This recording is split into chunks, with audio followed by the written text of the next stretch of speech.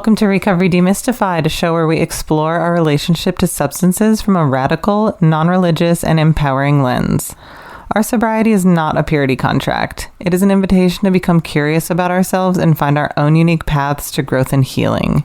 If you've been questioning the role of alcohol or drugs in your life and haven't found the resources that you need, you're in the right place. Let's get started.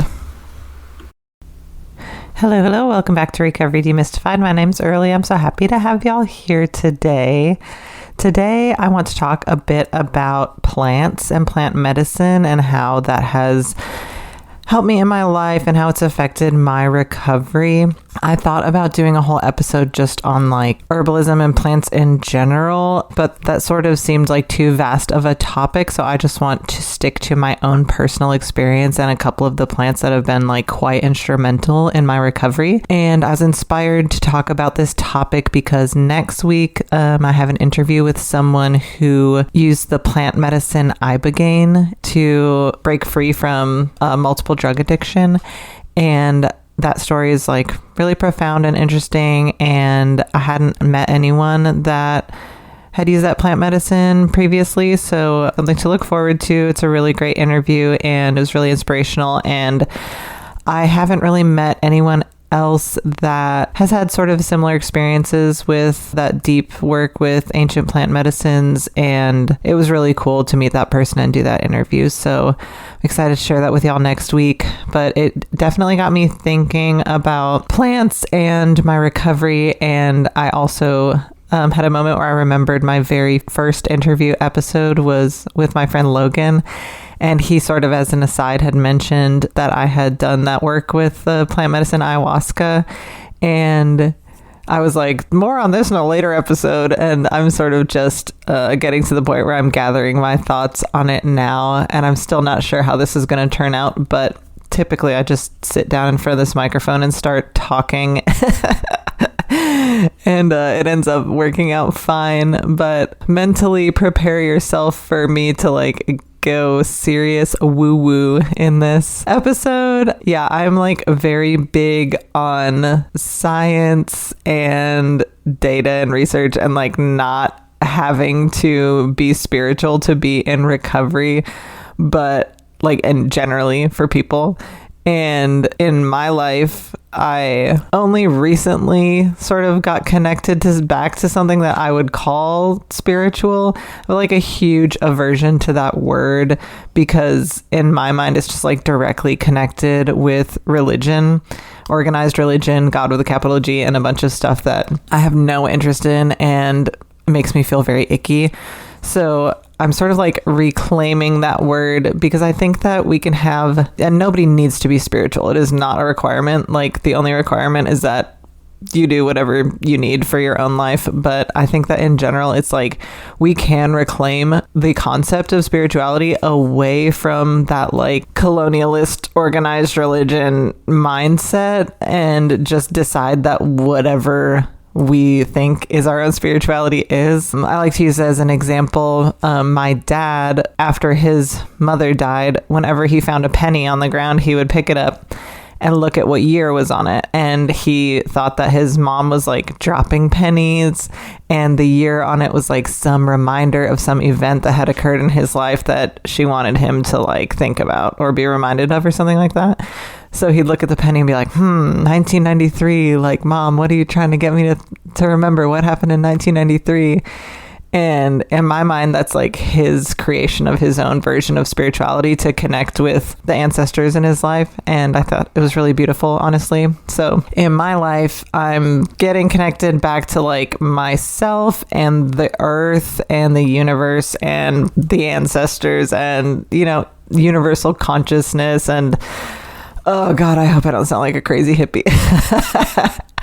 But I think it's the most punk rock thing of all to be able to reclaim fucking anything and make it your own, including spirituality. So I've definitely been doing that. And a lot of it has to do with plants and nature and my relationship to those things. And I remember like being a kid, I grew up in the woods and it was the 90s. So there was not, I mean, we had TV, but it wasn't like everyone was fucking constantly staring at screens back then or whatever. And me and my siblings would go outside and we would do normal kid shit like climb trees and dig holes and pretend and walk in the woods and catch frogs and stuff that was just like really still rooted in this connection to each other and connection to the natural world and curiosity and playfulness and fun. And I feel like I like pretty quickly lost that innocence and that connection to the natural world and to other people when I started to get really deep into addiction, which happened to me in high school. So yeah, I feel like all that stuff like went by the wayside. And there is that like really corny phrase that people say about addiction that is so true. And it's like, you give up everything for one thing, or you give up one thing and you get back everything. And that's very much the case for me. And I remember, just like the joy of feeling so connected to like the woods and the garden and like the lake and animals and each other. And really losing that connection and mourning that. And I have a lot of grief in my heart for how substances and addiction robbed me of that connection for a while, a really long time. But towards the end of my addiction, I was famously quitting drinking and drugs for 13 years. And at some point in there, I started to connect with other like punks and queers that were into herbalism and have these experiences where someone would take me out and be like, we're going to dig up this root and then we're going to like chop it up and we're going to make medicine out of it. Or we're going to peel the bark off this tree and put it in a pot of honey and make medicine with that. And so I started to get connected back to these things in really small ways. And having that like tactile experience of touching the earth and remembering what that felt like and knowing that these things were medicine. And I guess like I didn't really feel like the medicine did anything at the time because it was so mild. And it reminds me of another story of this person that I worked at a blueberry farm with for a while when I was like in a very, very bad stage of my addiction. And she had recently lost her husband to an overdose. And we were both just like not in great places in our life. But there we were at this blueberry farm, making a couple bucks here and there raking blueberries in Maine. But anyway, her dog had recently gotten fixed and had gabapentin as one of the pills for the pain. And she was recently off of heroin after her husband had overdosed and died. And she was taking the dog's gabapentin, which, hold your judgment. But she was like, it doesn't even do anything. Taking these gabapentins is like throwing Tic Tacs at a shark.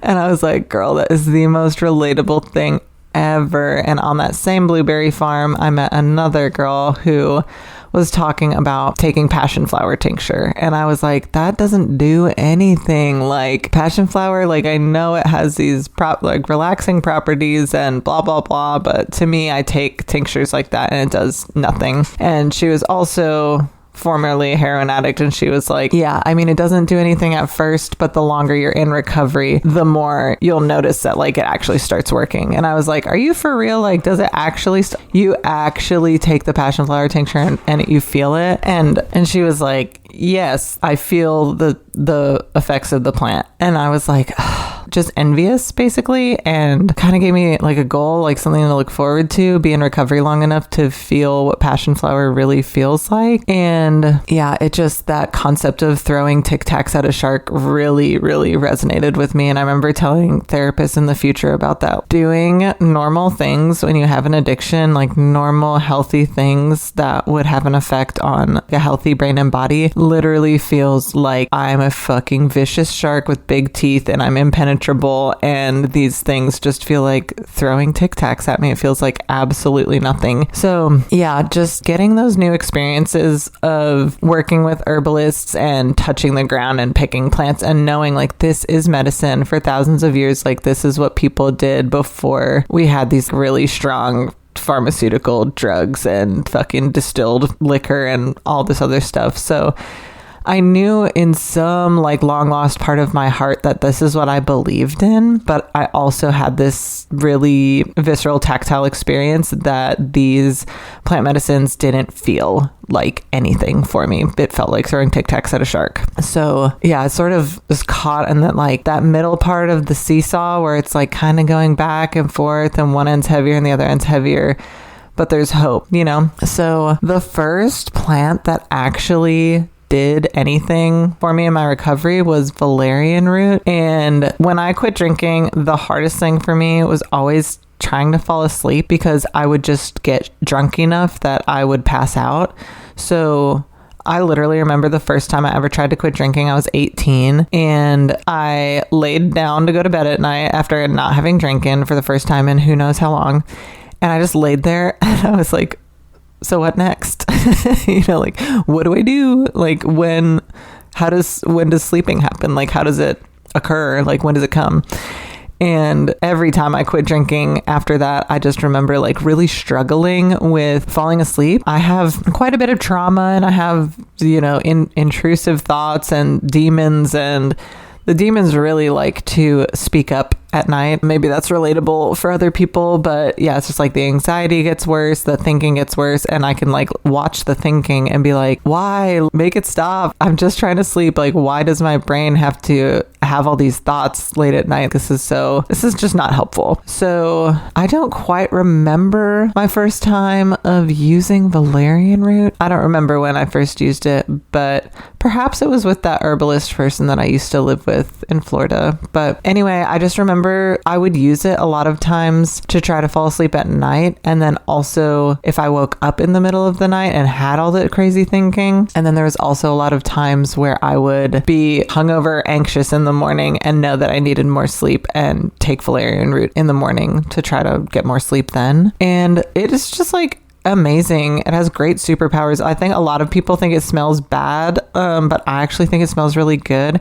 And I super believe in using herbal medicine intuitively. Like if you think it is something that will work for you, if your body like responds well to it, if it smells good, if you're just like drawn to it, I think that those are like really good signs that it's something that is in alignment with your body. Told you it was going to get woo woo, but yeah, I think it's just valerian root. It's beautiful. It smells good. I love how the plant looks. I just am really, really, really drawn to it. And it was one of the only things that ever actually helped me fall asleep. And I actually have this picture. I have a lot of pictures on my wall in front of my computer where I'm recording right now. And a lot of them are dead friends. And then some of them are loved ones that are in recovery in the pictures.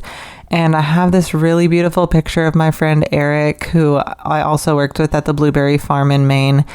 And he was pretty deep in his drinking and he wanted to stop and was afraid of not being able to sleep. And so me and him and another one of our friends drove out to this field where I'd previously picked valerian root at that same farm during the same experience of needing to quit drinking and being afraid of not being able to sleep. And this picture is of him with a really proud smile on his face, but also you can see a sort of deep fear in him. And he's just holding this bundle of valerian that he just picked for himself. And yeah, it really illustrates that juxtaposition of excitement and fear, and yeah, just that look of like, I'm about to walk into the unknown and I don't know what it's going to be like, but I'm about to try. And that picture is just really inspirational for me to look at, and it helps me remember that pain and that fear and that excitement and that curiosity that comes with early recovery.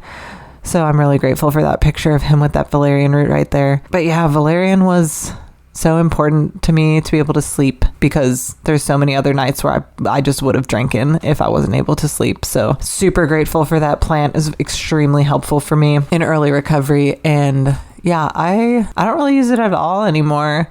I also don't go to the north very much where it grows. I used to just pick it every year and make tincture. And now, yeah, I just don't go to that region anymore. I don't really leave Arkansas very much, y'all. I kind of like it here now. I tried growing valerian in my garden and I have like 2 plants, but it's not enough to make a harvest out of. But yeah, valerian, extremely helpful for me in early recovery. I still feel really connected to it, but yeah, I don't have the gumption to buy herbs off the internet. But yeah, that's just me. The next herb that I wanted to talk about that is extremely helpful for me is kratom. And this one, there is a lot of, there's a lot that goes into it. First of all, let's just say I have no idea how you're actually supposed to pronounce it. I've heard people say kratom. I've heard people say kratom. And I've heard people say kratom. So whatever. The purpose of language is communication. So we're just going to say it however we want. And y'all know what I'm fucking talking about. And if you think I'm pronouncing it wrong, whatever. So yeah, I mean, this is one of those plants where it's like, for some people, it can be like horribly addictive and traumatic and really, really bad. And they can get to like a deep, dark place with it and get super strung out, and it can be awful. But for me and other folks that I know, it can be really just like quite grounding and calming and wonderful and supportive. And I have a hunch, and this is just based on my own like conversations with people. I think that if you've had a problem with opiates in the past, that it is way more easy to have a problem with kratom. And that if opiates don't do the thing for you, like they do not do the thing for me, then it's like much harder to have an actual problem with kratom. For me, I would just get like a teensy bit nauseous, and then that would be enough of a deterrent for me to not go ahead and like take anymore, because I didn't want to be super nauseous. So I'm in like the longest stretch of continuous sobriety that I've ever had in my life. It's about 6 years. And during the first calendar year of this stretch of sobriety, I used kratom all day, every single day. Like I was basically strung out on it, except I wasn't like microdosing it, but I wasn't getting like super fucked up on it. And I never used the extracts. I would just get the powder form. And okay, I guess I'm going to rewind it just a little bit. How I learned about kratom was from my friend Mark, who would take it in small doses all day. So that was like the model of how I saw it used. And there was one time I was at his house and I was so hungover, and I was like, oh, I feel so hungover. Like, can I have some Peticularis tincture or whatever? And he was like, yeah, but also try this kratom. He said that's why God invented kratom. The motherfucker did not believe in God. But yeah, but basically he was like, oh, that horrible anxiety feeling that you have like from withdrawals, that is when kratom is like really effective. So yeah, I saw it modeled with him where he would just like eat a little spoonful of it once in a while, kind of just like as the day went on. And it never seemed like a thing that was a drug or a problem or whatever. So I honestly, I never saw that modeled, and I never experienced that. So when I was actually ready to quit drinking that time, I started with having kratom when I was hungover. And as I recall, I did like a 30-day challenge. I think it was the Annie Grace's Naked Mind. I was like, all right, I'm going to throw 30 days at it and see how it goes. And yeah, I would eat a little spoonful of the powder every couple of hours. Whenever I started to feel uncomfortable, I would just kind of mute it with that. And in general, I'm like, we do need to feel uncomfortable, and it's an important skill to learn. But also in those times of early recovery, I'm like, fucking do whatever you got to do just to survive. And I do not think I would have survived that first calendar year without constantly being on kratom. And what it did for me was it just made everything a little bit softer and a little bit easier, and it made it so the anxiety was not so sharp and not so harsh, and it gave me a little bit of, oh, everything's okay, everything's low-key a little bit exciting even. I remember pulling up to the fucking dollar store, which is the most boring, lame place on earth, right? I remember pulling up to the dollar store and parking my car and being like, ooh, I wonder what's for sale in the dollar store. Teehee, this is going to be such a exciting, cute, fun experience, going into the dollar store and buying sunglasses or whatever I was doing. And just that like small bit of excitement for everyday tasks, I think is really noteworthy and really important. And it made that first year of not drinking manageable, hopeful, and a little bit exciting, And negative repercussions for me just like were not there with it. And yeah, my anxiety in early recovery is bad. My anxiety in active addiction was absolutely out of control. But in early recovery, it was bad. And taking little bits of kratom all day long made my anxiety okay. And I think it's really important. And I think it honestly, like, I think Kratom saved my life that first year of recovery, because as bad as my addiction had gotten before that, if I was not able to survive through that period of early recovery and just like fucking take the edges off of it a little bit, I would have gone back to drinking. And if I went back to drinking, I don't know how long I could have possibly survived like that. So I do think that Kratom saved my life, and I don't necessarily like recommend it just because I know it can be really bad for some people. But I don't know. Ask yourself about your fucking intuition with it, you know, and try it, don't try it. I don't know. It's your life. But for me, it was absolutely instrumental. And then the thing about it is one day, it not like one day, but I went through a period of, after about a year of using it every day, being like, is this doing anything anymore? Or am I just doing it because I'm in the habit of it? And yeah, just kind of stopped doing that thing that felt like a little exciting or a little fun or a little light. It just wasn't doing that anymore.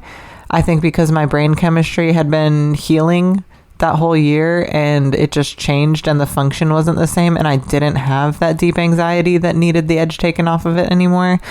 So I just used up the last of my bag, and I was like, well, that's it for that, I guess. And like 1 or 2 times after that, I bought a couple bags of Kratom, and it just doesn't do the thing it used to do anymore. Like my brain is healed in a different way, and that plant medicine just is not, it just doesn't hit like it used to. It doesn't really hit at all, honestly. And a side note, I had a friend who was taking a lot of Kratom and who reported that he popped positive for methadone on a drug test. And take it with a grain of salt, because like who knows. But the thing about Kratom being illegal in a lot of places and not federally regulated is that no one actually has any idea what is in those bags, you know? Like it could be fucking green tea powder with methadone. Like who literally knows?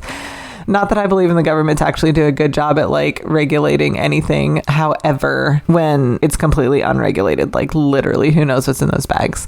So anywho, God bless Kratom, saved my life. And the last plant that I wanted to talk about is ayahuasca. And this one, there's a lot that goes into it. It's becoming super popular lately because like really douchey dudes that are famous talk a lot about it. And I think it is seen as a quick fix. Like, oh, I could just go and fucking have an ego death and trip a bunch, and then like magically everything's going to be fixed for me overnight. And yeah, I don't know. When I first heard of it, I was afraid, but I felt immediately attracted to it. And I did a bit of research, and I honestly, like as I was researching it, felt more and more called to it and drawn to it. And the more I researched it, the more my fear went away, and the more I was like, I just like kind of need to do this. But I mean, the idea of like uprooting my life and going to a different country for a couple of weeks and leaving my dogs and spending thousands of dollars, it just like, there was enough that deterred me from it, but the call was always there. And I had this tab open on my phone for this retreat center that I'd picked out for 4 years. I had the tab open on my phone for 4 years. And then one day I was actually working on the ambulance, and I was sitting at the station in between calls, and I was like, fuck it.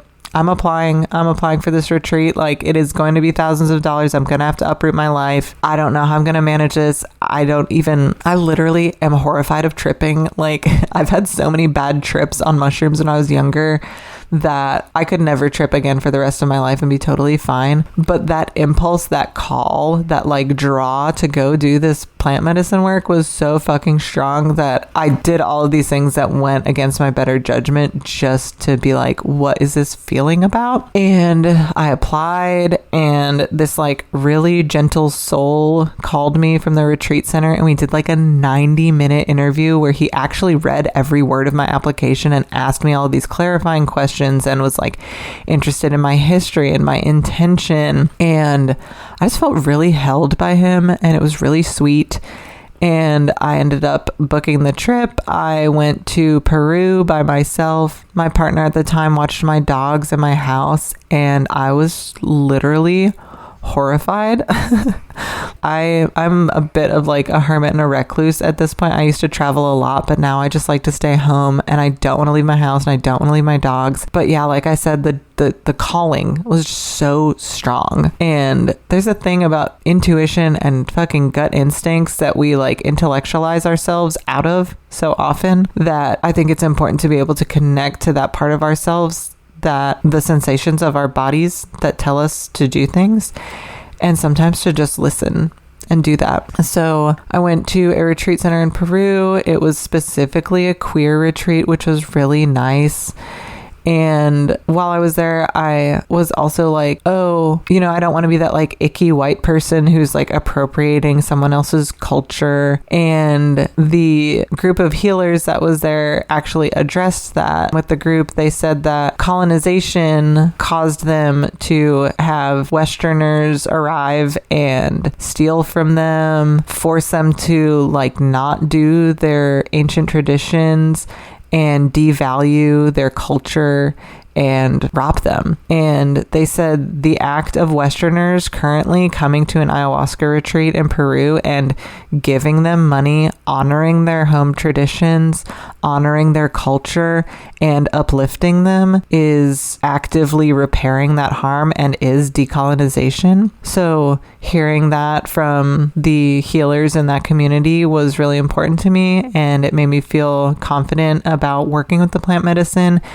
And they said that everyone is their children. So yeah, it was like a really beautiful unifying experience for that. And I was really scared to trip, and I had a lot of fucking crazy, deep, scary experiences when I was in ceremony with the medicine. And yeah, I saw a lot of scary things, and it was really hard. And there was a period of time during one of the ceremonies where one of the facilitators had to literally hold my hand for like an hour because it was really intense. And yeah, I guess I just don't really know how to describe the experience, and I don't really think I need to describe exactly what sitting in ceremony or being with the medicine was like to convey the like depth of healing that it had for me. And it's actually not ayahuasca that creates the healing. Ayahuasca can give insights, but what actually heals people in the tradition. So I worked with the Shipibo cultural tradition while I was there, and the healers in that tradition,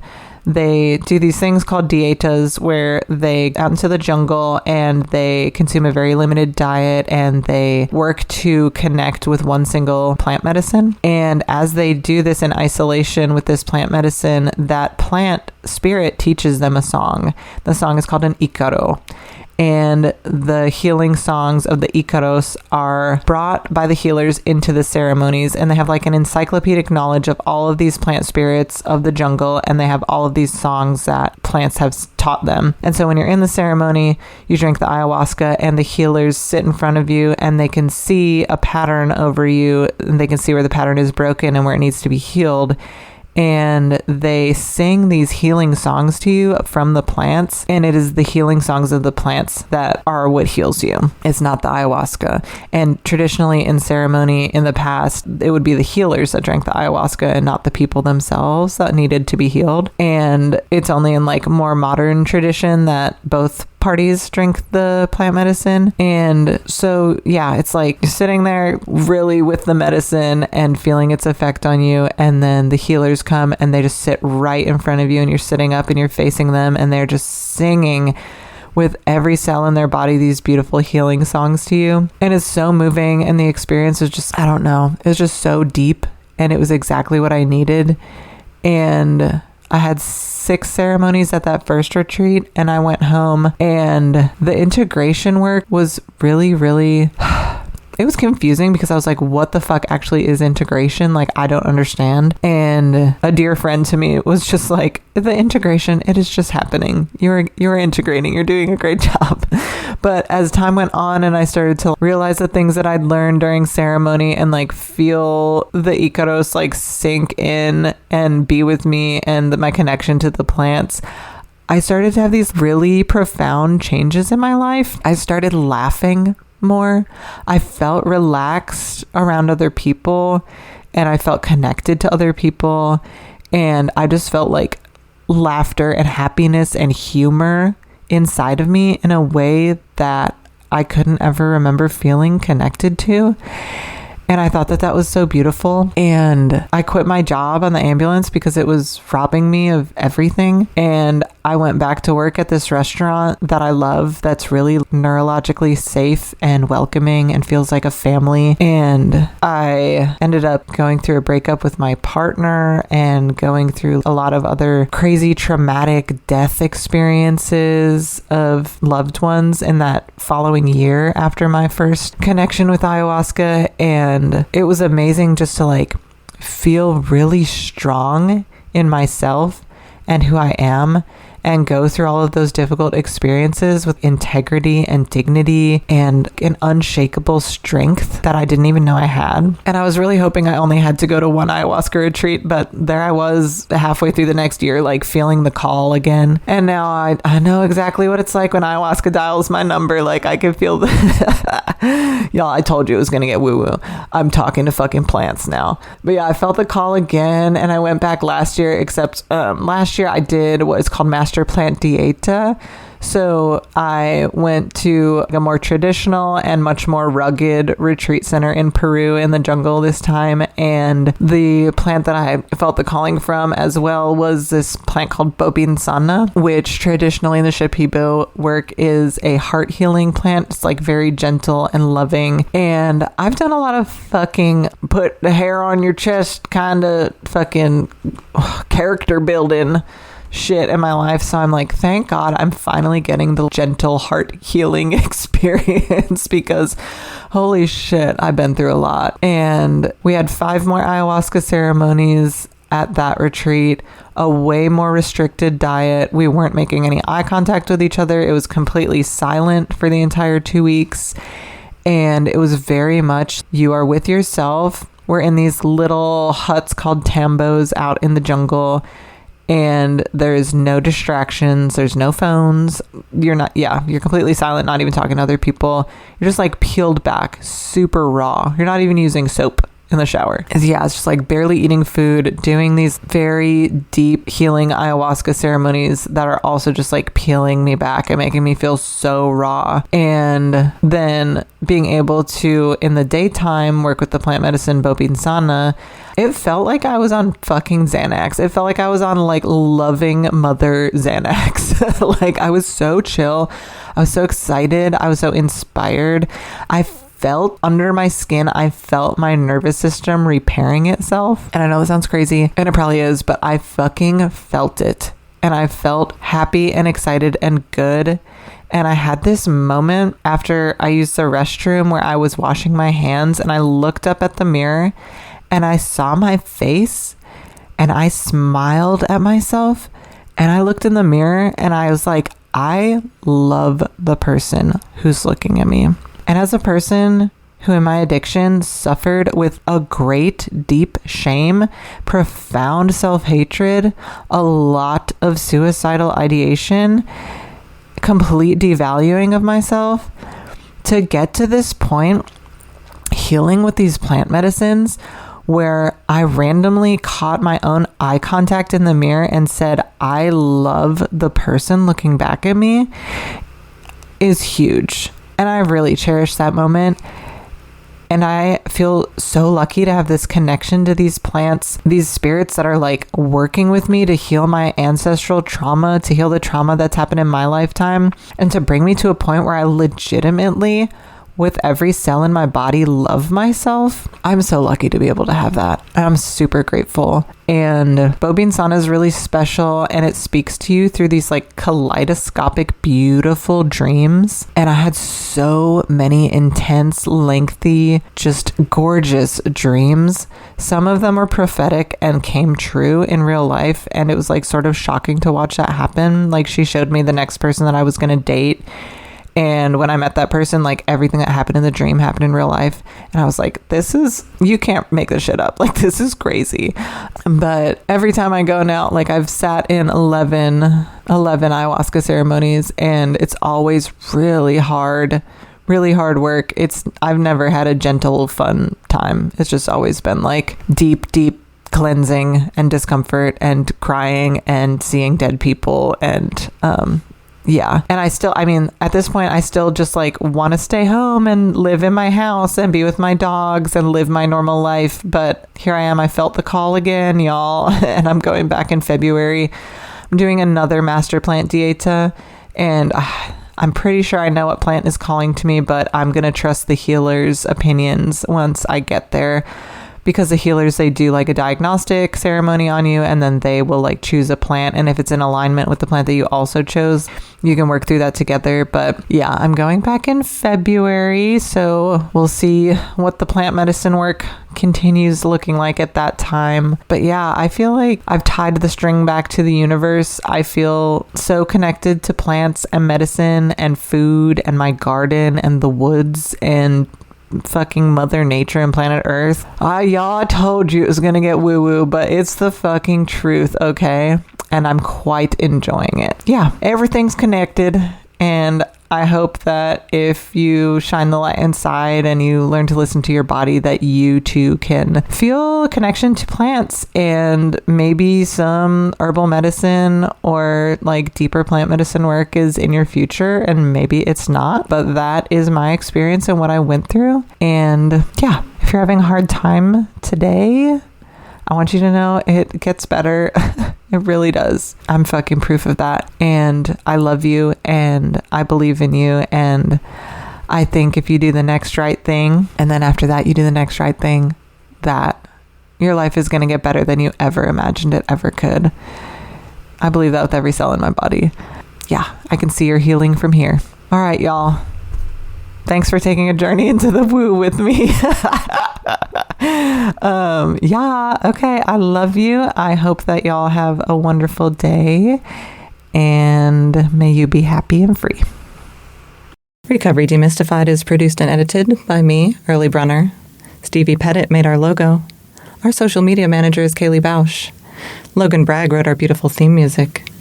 We are entirely supported by donations as a 501c3 nonprofit. Your tax-deductible donations can be made to our Venmo or to our PayPal at Recovery Demystified. May you be happy and free, dear listener.